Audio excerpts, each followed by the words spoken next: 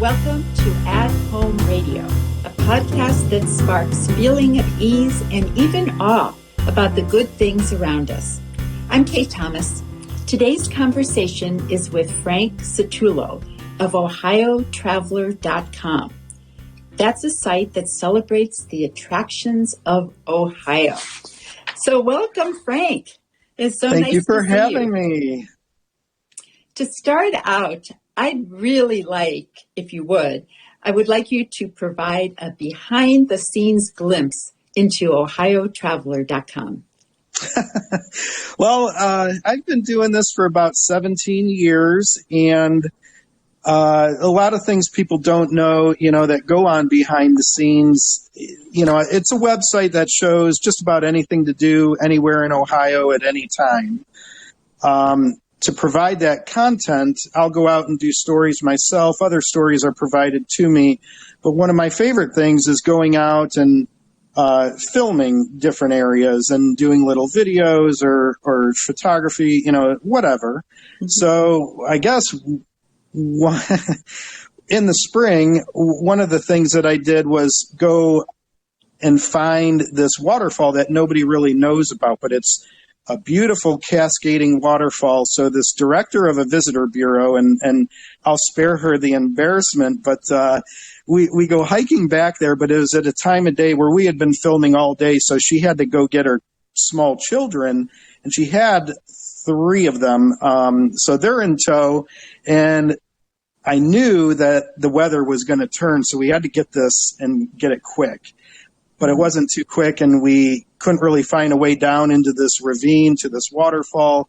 Eventually we did, but I remember standing at the top, and I had all of this equipment, and I'm looking at her, and I'm thinking, she's like, I could carry something, and I'm thinking, no, because it's likely somebody's going to fall, and if somebody falls, I want it to be my fault that my equipment got broken, and I don't want to, have that responsibility on her shoulders. So we made it down okay, and just like I thought, the weather started turning, and her kids later on said, this is the most fun we've had ever. They're in the mud.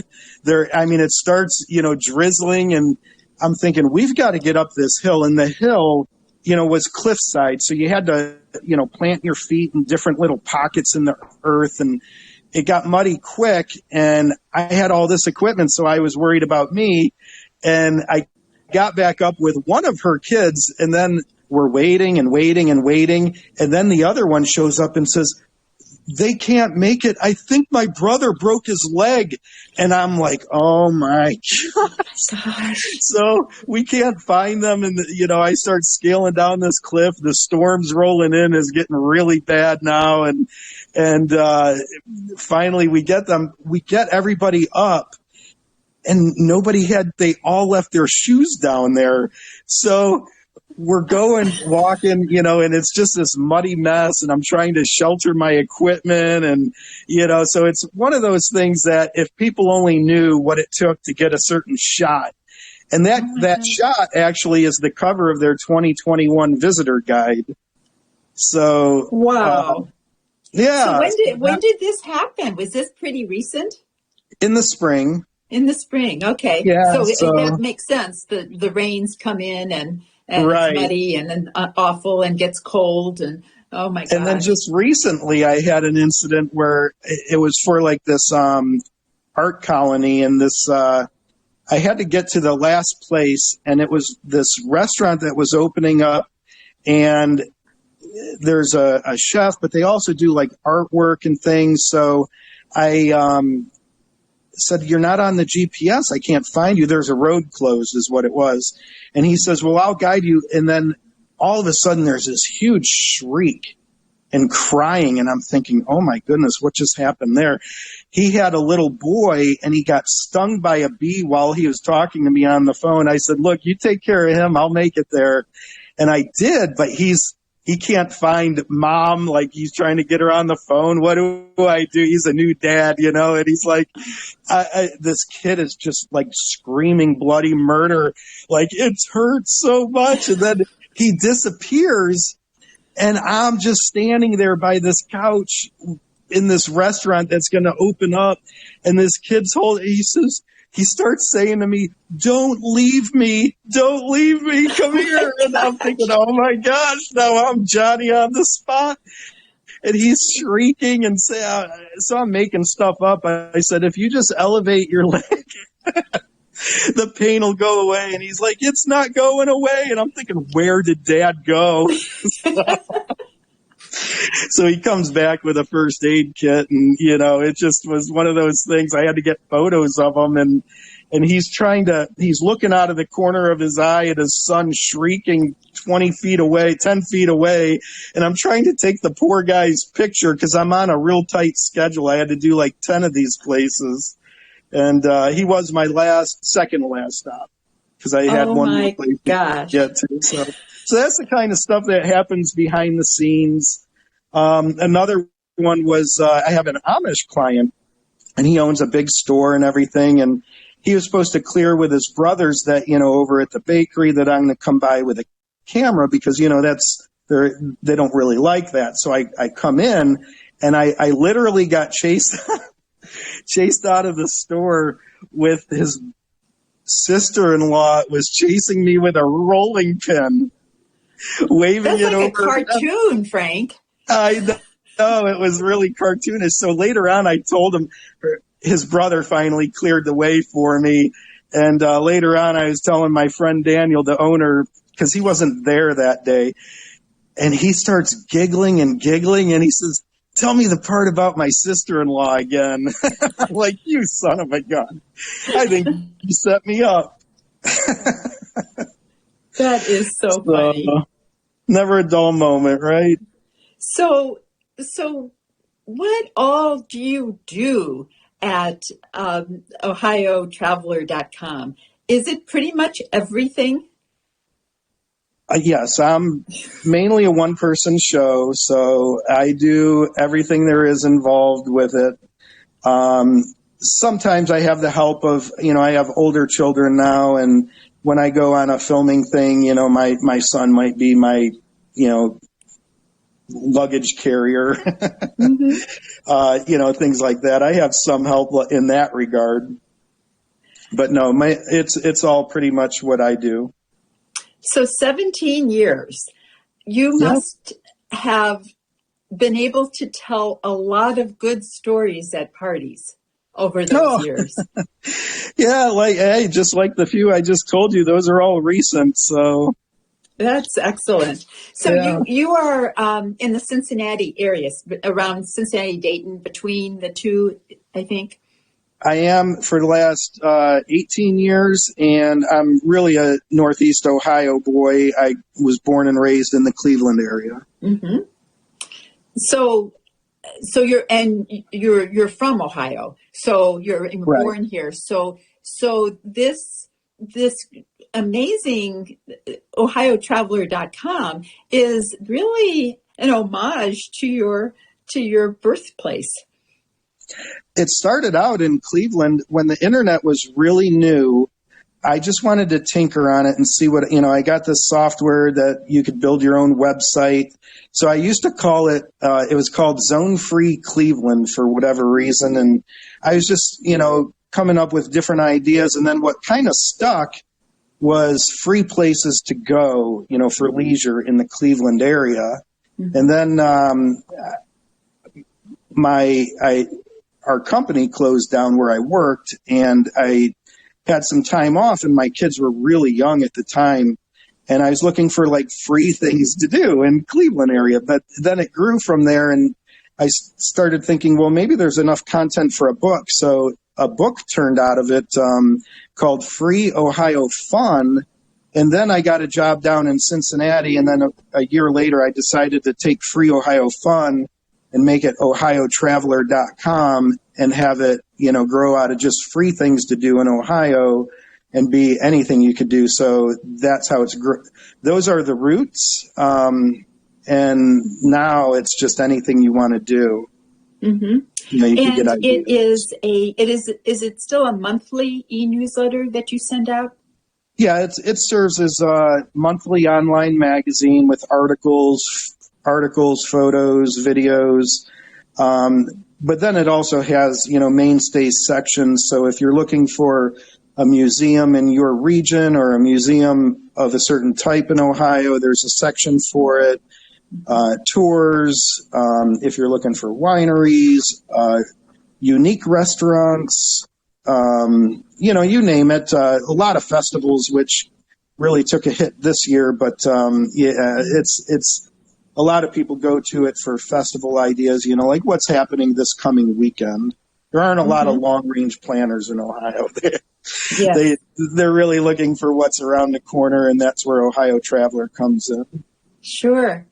So you referenced the pandemic this year affecting the festivals. How has travel in Ohio changed due to the pandemic?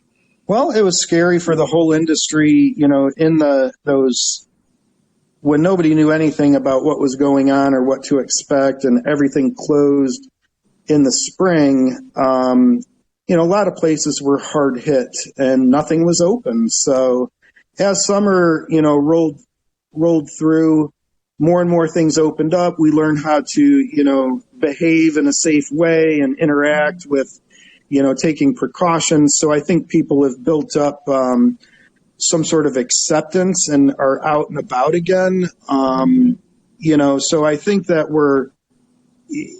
we never know what's around the corner with this. But as summer progressed, I think people loosened up and started going places again.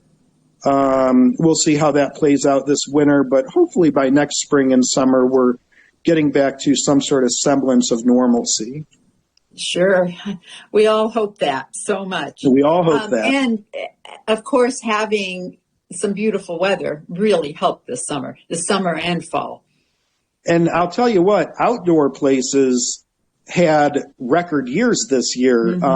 Like in the Hocking Hills area, they were selling out of cabins left and right because it was something you could do safely with those close to you that you're not going to, infect each other, and you just go and hike and be outdoors and retire to your cabin or cottage. And so a lot of places like that, a lot of state parks and things, really did well. Yes. So that's good. A bright spot. It is. Yeah. Yes. Yeah. So, okay. You have had ohiotraveler.com for 17 years. You still seem so incredibly enthusiastic about it.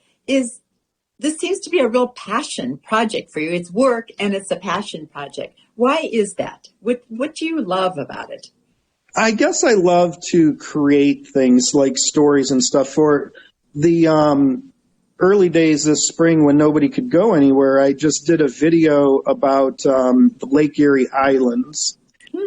People couldn't go there, so I just told a story about when I went there.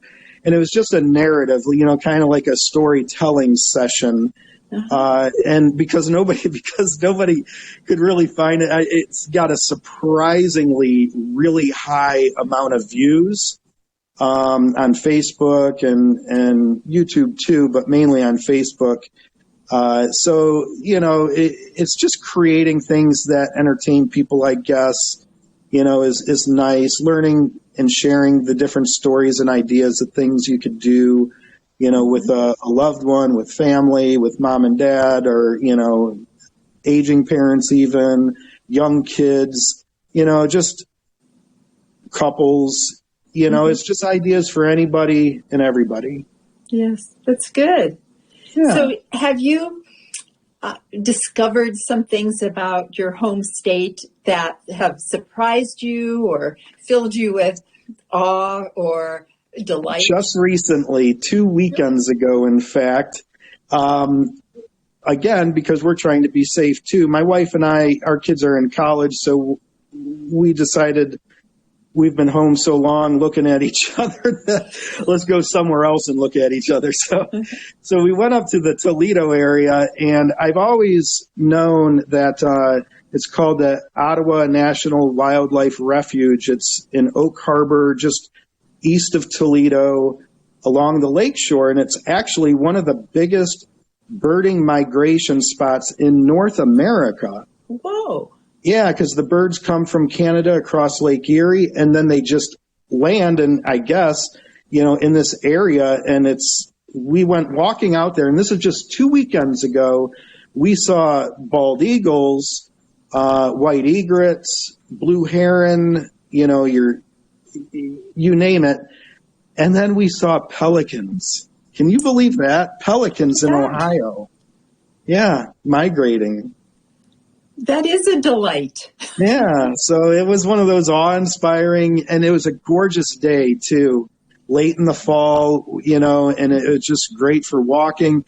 And it's just such a massive area with nothing. So you're just out there in nature, and you see all these flocks of birds, swans too, like a whole bunch of swans, and you name it, really. Mm-hmm. That is terrific. Well, my longtime hairstylist has 2 little girls, and she's taken them to entertain them many places, in the zoo and everywhere. But she took them to an alpaca farm in Medina. I don't recall the name of it. And it was the biggest hit for these little girls, and they just absolutely loved this place. And it was such a discovery for her that they're just going to go back and keep going back because the kids didn't even want to leave. I've been to that alpaca farm, and I can't think of the name of it. Too bad. Yeah, it's like it seems like it has magic in it, like magic. I think you're right. Yeah. Yes. But I just can't. It's not Magic Kingdom, but it's something along the lines. But I just want to go too. It just sounds delightful. So anyway, I was looking through your latest issue of the online magazine, and there were a few things that jumped out at me that was just kind of fun, and I'm just kind of curious if you've ever been to any of them. Ma and Pa's horse-drawn sleigh rides in Troy Township, and the kicker with that one is pies baked by Ma. I thought that was pretty cute. That you have to make sure you have plenty of snow, and the last couple of winters have been sort of mild.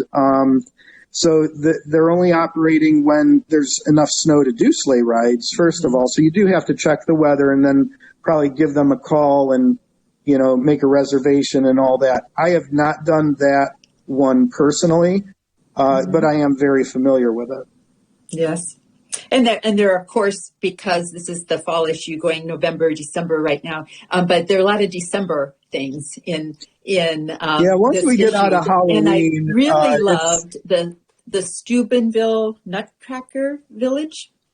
And they have over 100 life-size, uniquely designed and hand-painted nutcrackers, life-size, that, stand under twinkling arches in a park for the holiday season, which sounds wonderful. And they range from traditional characters such as Scrooge to Doctor Who and some mad scientist and whomever. Yeah. I thought that was a good one. Yeah, there's a full article on that in the November edition, which is really the homepage of ohiotraveler.com, and links to the articles from there. So, yeah, that's one you could read all about right now. Mm-hmm. And I had not heard of it at all.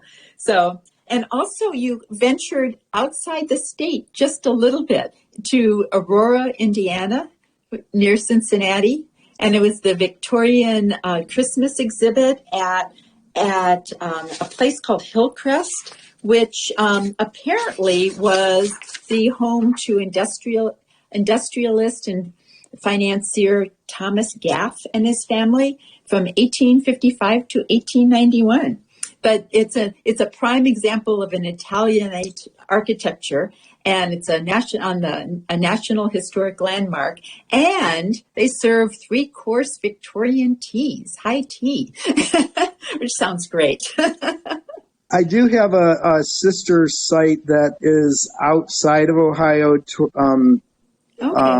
trips that I do and I document. That's more, a lot of that is more of like a blogish nature, but that site's called tourguidetofun.com. And, I use the Tour Guide to Fun subhead under Ohio Traveler, your Tour Guide to Fun too. So, but yeah, I anything I do, anywhere I go, it's either mostly in Ohio, but when I get outside of Ohio, that site has anything from Yellowstone to Vermont and, you name it. Okay. Yeah. That's interesting. Well, I can really see the places that are close to the borders of Ohio, because if you're already somewhere, why not just, pop on over and have some tea. Yeah, have a high tea. But anyway, that sounds really good too. You have so many interesting different things. And how often are you out and about to do things in a normal time? Probably not as often as people would think, but often enough to, probably say, every week I'm probably going somewhere near or far. Mm-hmm. Sometimes, it's more of a tour, where I spend, have overnight stays, when I get far enough from home and, build in 2 or 3 days. Mm-hmm. That isn't so often, but it happens, maybe monthly. And have you fallen in love with any places that you actually go back to just because you want to? Oh, yeah. Yeah, absolutely. I think Ohio just has such a diversity. I mentioned Hocking Hills for, it has just such diverse topography and things you could do hiking wise that you wouldn't, think is even in Ohio. There are a lot of waterfalls there, actually. Mm-hmm. So that's it's nice. Beautiful. And then you get up. It is. And then the Lake Erie Islands, you could have, it's almost like got a Caribbean feel. I don't know, a party atmosphere when you get to Put-in Bay, more quiet family atmosphere on Kelly's Island. I love the Cleveland area because you got your big hitters there, like the Rock Hall and Football Hall of Fame. And the Cleveland Metro Park system is just a jewel in itself, just because they call it the Emerald Necklace. It kind of hangs down and around the whole city, throughout the suburbs. And I always loved going to the Metro Parks. It's one of the most visited places in the United States, actually. Wow. And the national park is also, Cuyahoga Valley National Park is also well visited. Absolutely. And they have the railway, and you can take your bike on it and then go ride the towpath trail. And Peninsula is another town, that's just a real cute, tiny town. And you can get off the train there and, go to some shops and things. So, yeah, the Cuyahoga Valley National Park it's got all kind of gems in it. Yeah, it's great. Well, Frank, it is so wonderful being here with you today and hearing your stories of discovery and delight. So thank you very much. Thank you very much. It's been a pleasure. It's a great pleasure to see you. This is Kate Thomas, and this is At Home Radio. Until next time, thanks for joining us. At Home Radio. Creator and presenter, Kate Thomas. Music and video produced by Jonathan, the producer.